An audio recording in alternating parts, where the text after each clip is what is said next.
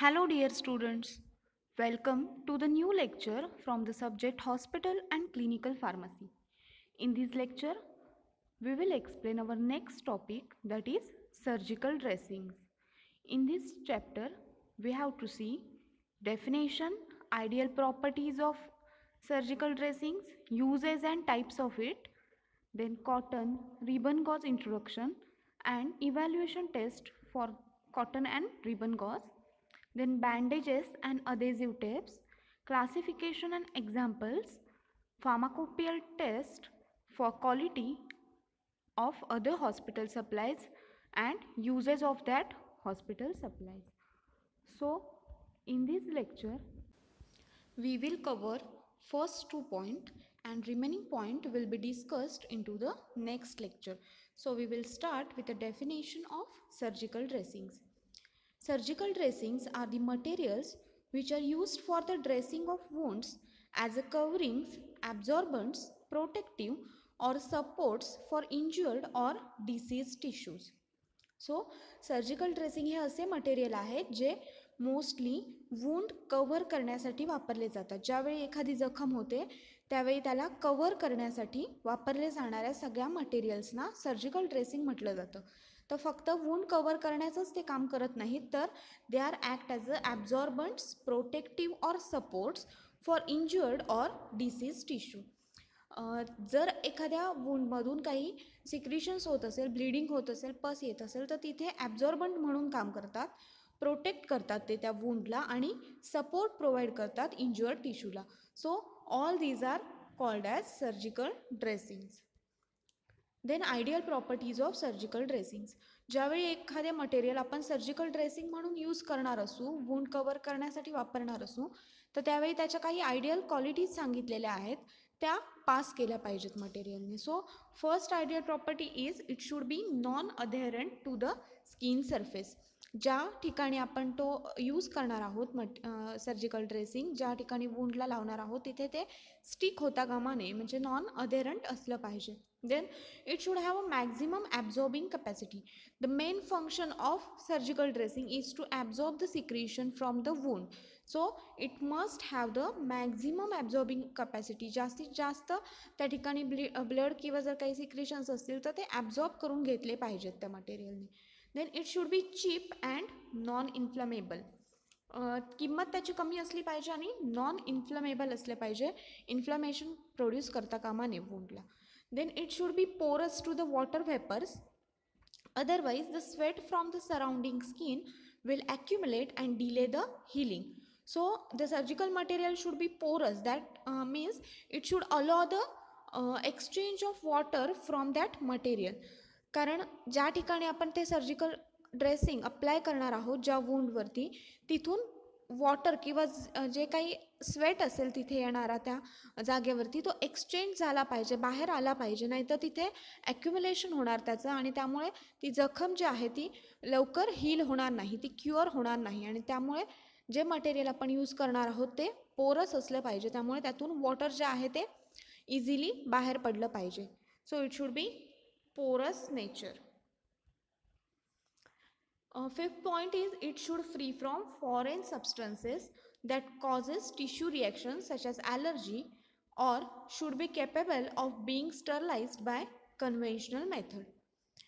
So जे material आपण use करणार आहोत ते फॉरेन सबस्टन्सपासून फ्री असलं पाहिजे, म्हणजे कोणत्याही प्रकारचे डस्ट, डर्ट किंवा मायक्रोब्स तिथे प्रेझेंट असता कामा नयेत. आणि जे मटेरियल आपण यूज करणार आहोत ते कोणत्याही सुटेबल मेथडने स्टरलाइज करता आलं पाहिजे.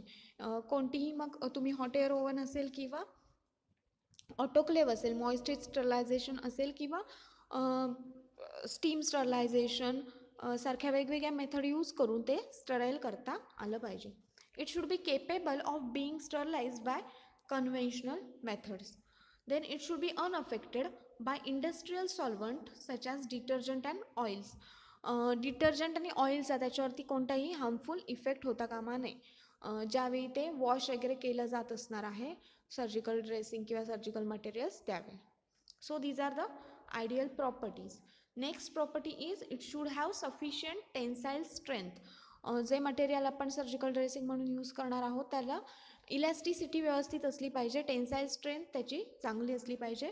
It should be smooth on both surfaces, दोन्ही बाजूने ते स्मूथ असलं पाहिजे. जर रफ असेल तर जिथे वुंड आहे तिथे अप्लाय केल्यानंतर ते इरिटेशन प्रोड्यूस करू शकतं. And it should have a constant physical properties under the normal condition of storage and use.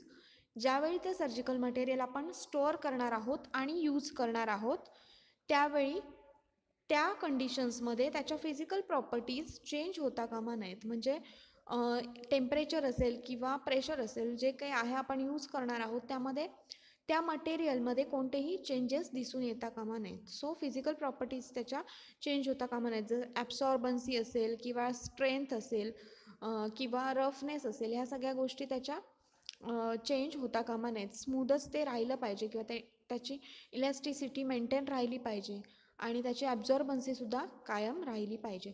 So these are the ideal properties of surgical dressing. Next point is uses of surgical dressing. It is applied to the wound to promote the healing and protect the wound from further harm. सगळ्यात महत्त्वाचं function म्हणजे to promote the healing.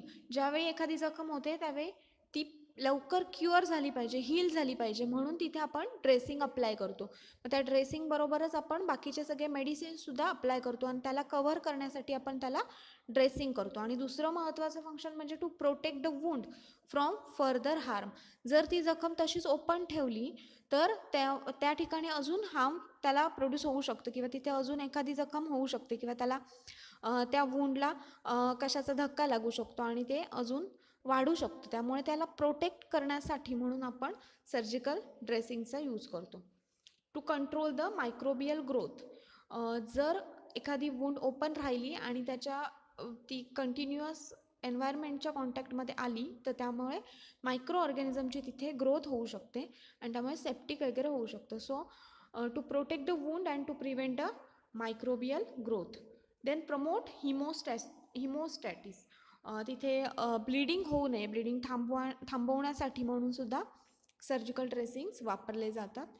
Then to provide the support to the wound, then to reduce the heat loss. These are the main uses of surgical dressings. Next point is the classification of surgical dressings. Mainly surgical dressings are classified into 4 main groups. First is the fibers or absorbent. Second is a fabric or primary wound dressing.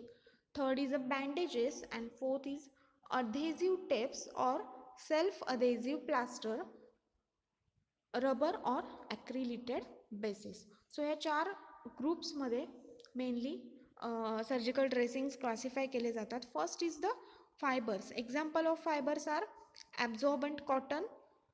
It may be medicated or non-medicated. Then non-absorbent cotton, eye pad, cotton ball and sanitary napkins. These are also works as a absorbent. Mainly absorb करण्याचं ते काम करतायत. Second type of surgical dressing is a fabrics or primary wound dressing.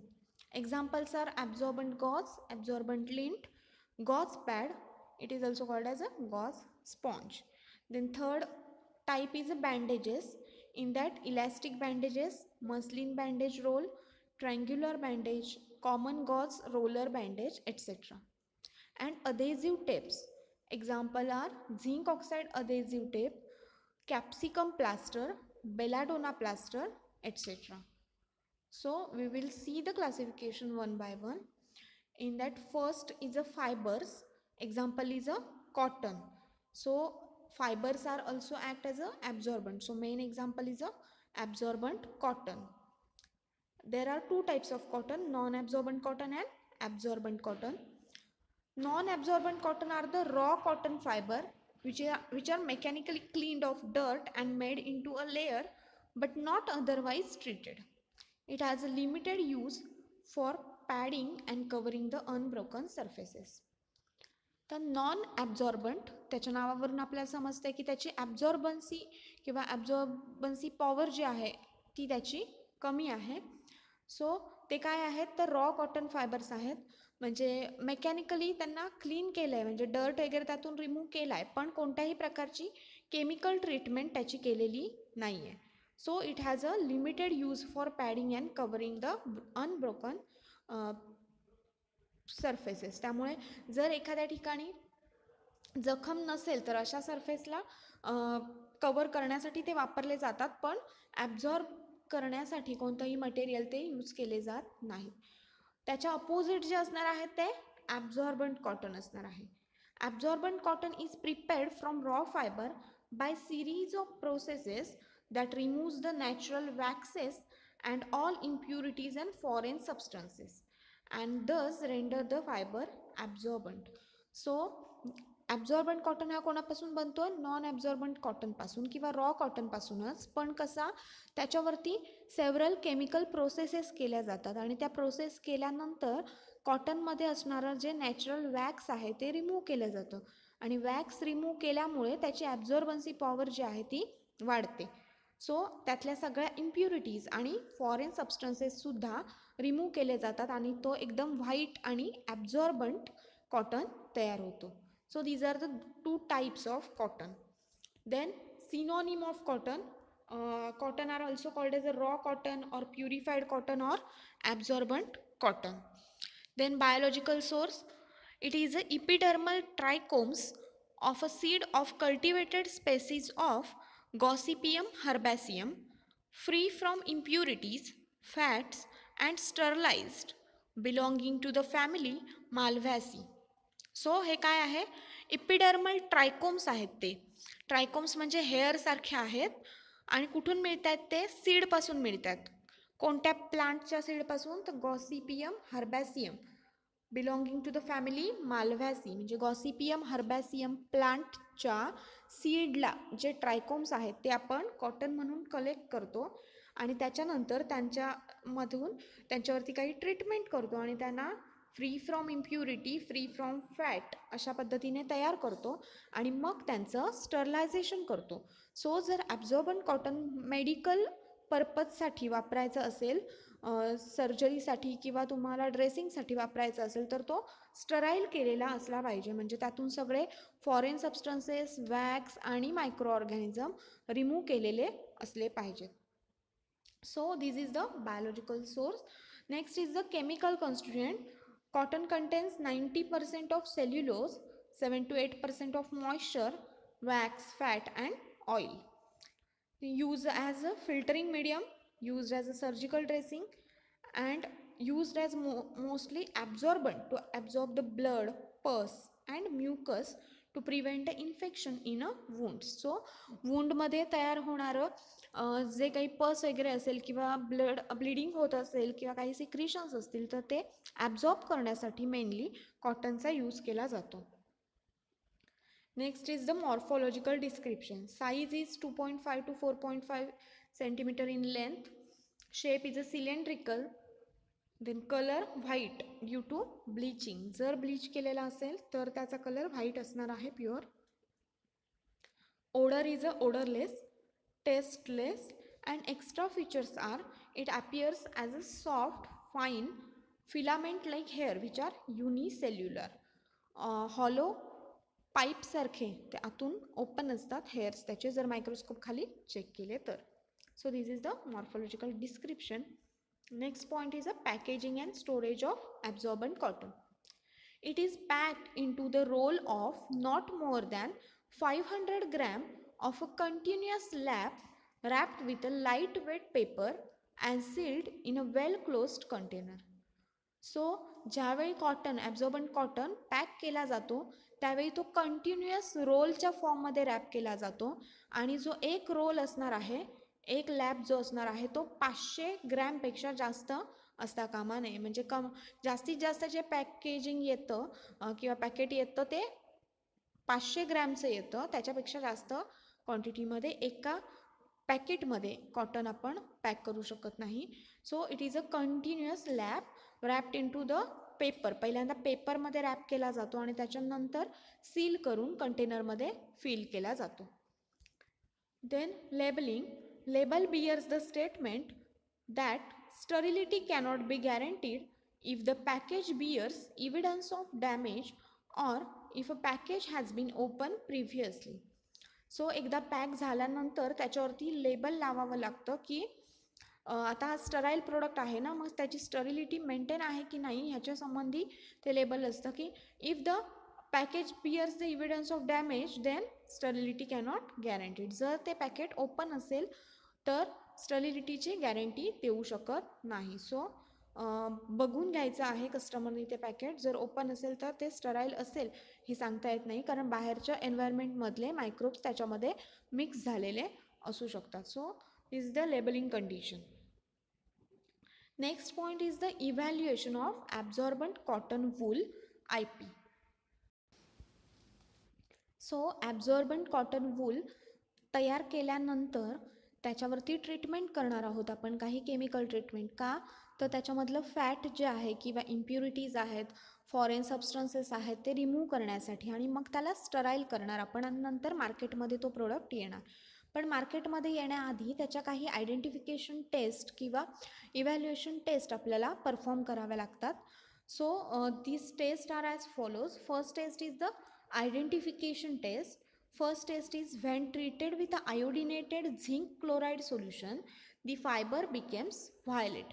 म्हणजे कॉटनचे जर काही fibres आयोडिनेटेड zinc chloride solution बरोबर treat केले तर त्यांना फायबर्सना व्हायलेट कलर आला पाहिजे, तर तो ॲब्झॉर्बंट कॉटन आहे असं आपण आयडेंटिफाय करू शकतो.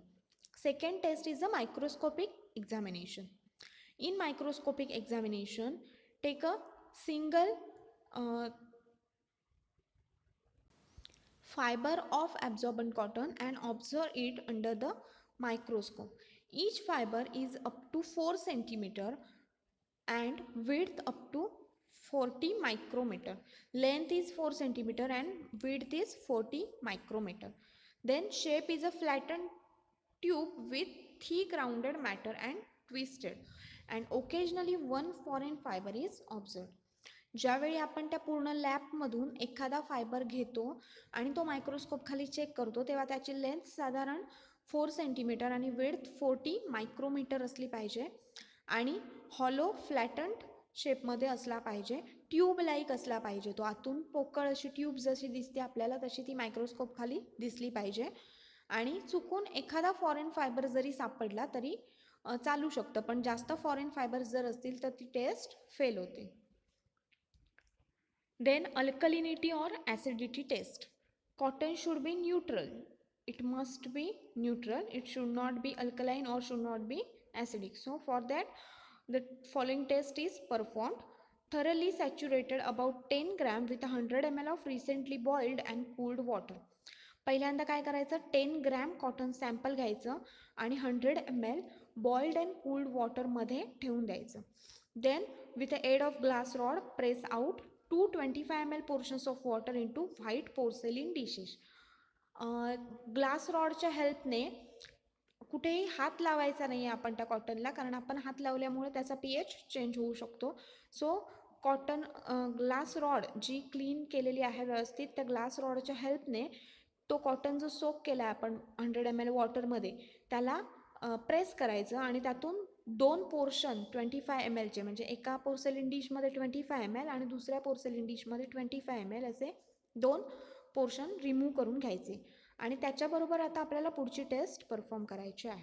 To the 1 portion add 3 drops of phenolphthalein and to other portion add 1 drop of methyl orange. No pink colour develops in either portion. त्याचे 2 पोर्शन आपण सेपरेट केले आहेत, त्यातल्या एका पोर्शनमध्ये आपल्याला 3 drops of phenolphthalein solution add करायचं आहे आणि दुसऱ्या पोर्सेलिन डिशमध्ये 1 drop methyl orange solution add करायचं आहे. दोन्ही पोर्शनमध्ये पिंक कलर डेव्हलप होता कामा नये.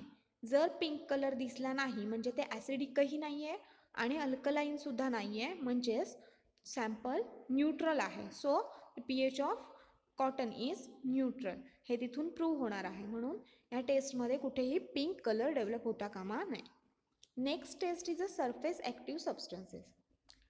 To the 10 ml of solution shake 30 times vigorously in a 10 second and allow it to stand for a 1 minute.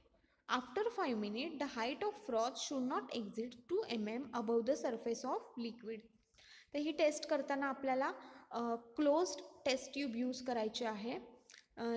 त्याच्यामध्ये 10 ml सोल्युशन घ्यायचं आहे आपल्याला वरचंच, म्हणजे जे आपण कॉटन सोक करून मिळवलं आहे. पहिल्या टेस्टमध्ये जे सोल्युशन वापरणार आहोत तेच सोल्युशन घ्यायचं आहे, त्याच्यातलं सॅम्पल सोल्युशन. आणि त्याला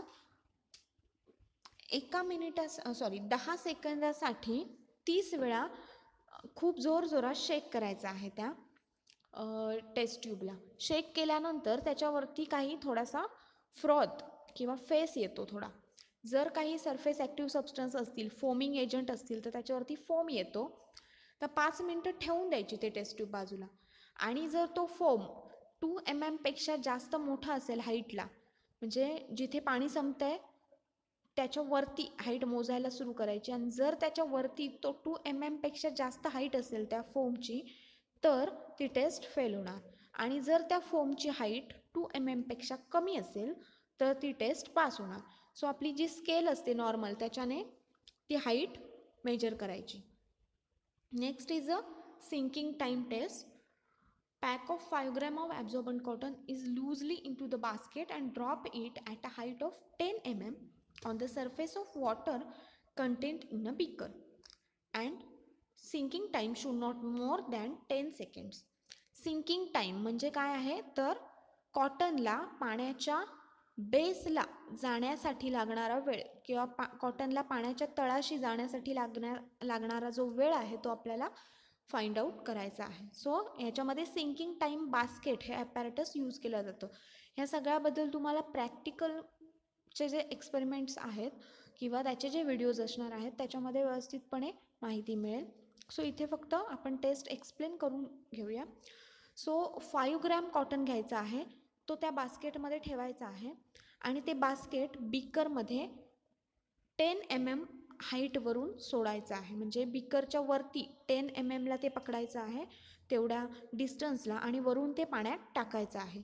पाण्यात टाकल्यानंतर त्या बास्केटला पाण्याच्या तळाशी जाण्यासाठी किती वेळ लागतो आहे ते फाइंड आउट करायचं आहे आपल्याला. And that time should not more than 10 seconds. म्हणजे 10 सेकंदाच्या आधी ते बास्केट पाण्यामध्ये डीप झालं पाहिजे, तरच आपल्या कॉटनची ॲब्झॉर्बन्सी जी आहे ती व्यवस्थित आहे असं आपण समजू शकतो. त्यासाठी सिंकिंग टाईम फाइंड आउट केला जातो. Then water holding capacity, it should not less than 23 per gram. म्हणजे 1 ग्रॅम कॉटन जर असेल तर त्याने त्याच्या वेटच्या 23 ग्रॅम म्हणजे 23 ग्रॅम त्याने वॉटर ॲब्झॉर्ब केलं पाहिजे. So this is the water holding capacity. It is also called as a absorbency test. Then 6th test is a NEPS. Spread a thin layer of 5 grams of absorbent cotton on an area of 450 square centimeter uniformly between the two glass plates and view by a naked eye under transmitted light. And NEPS should not be more than 500 per gram of absorbent cotton. So ह्या टेस्टमध्ये आपल्याला काय करायचं आहे, 5 gram cotton घ्यायचा आहे आणि तो 2 ग्लास प्लेटच्या मध्ये स्प्रेड करायचा आहे. जशा आपल्या स्लाईड्स असतात तशा मोठ्या ग्लासच्या स्लाईड घ्यायच्या आणि त्याच्यामध्ये तो 5 ग्रॅम कॉटन थिन करून स्प्रेड करायचा आहे. एकदम जाड ठेवायचं नाही आहे, व्यवस्थित स्प्रेड करायचं आहे. आणि त्याच्यानंतर ते ट्रान्समिटेड लाईट म्हणजे लाईटच्या समोर ठेवायचं आणि नेकेड आईजने बघायचं आहे. मायक्रोस्कोप खाली वगैरे बघायचं नाही आहे, आपल्या साध्या डोळ्यांनी बघायचं आहे.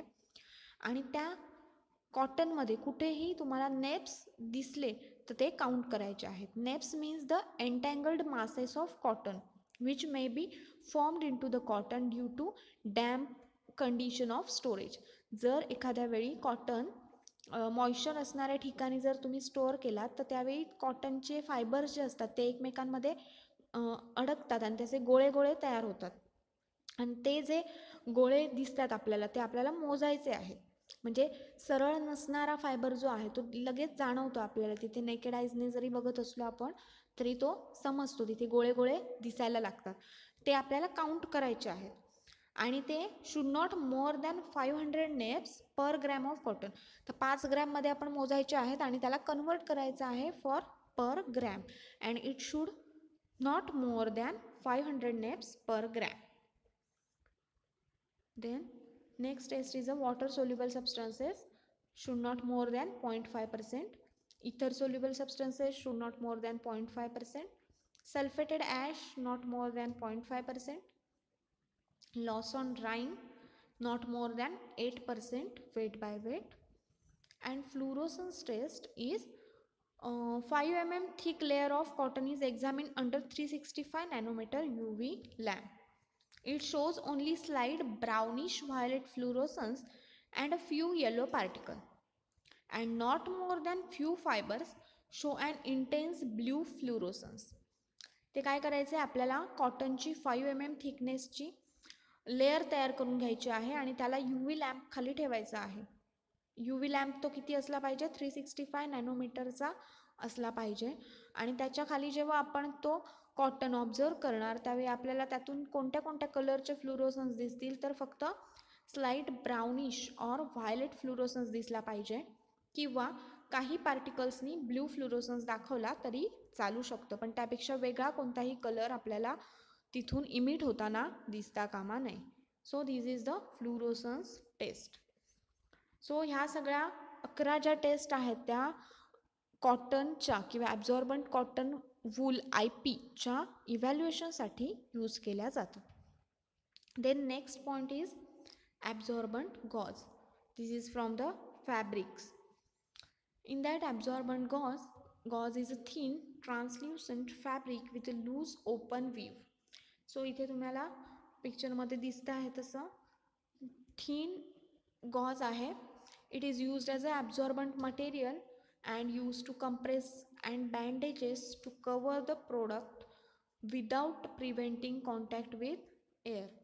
So हे वीव असतं, ओपन वीव असते, म्हणजे विणलेले असतात ते दोरे, त्यामुळे त्यांच्यामध्ये थोडीशी स्पेस असते आणि ते पोरस नेचर असतं त्यांचं, त्यामुळे काय होतं त्याच्यामधून लिक्विड किंवा एअर इझिली पास होऊ शकते आणि एअरचा कॉन्टॅक्ट प्रिव्हेंट होत नाही.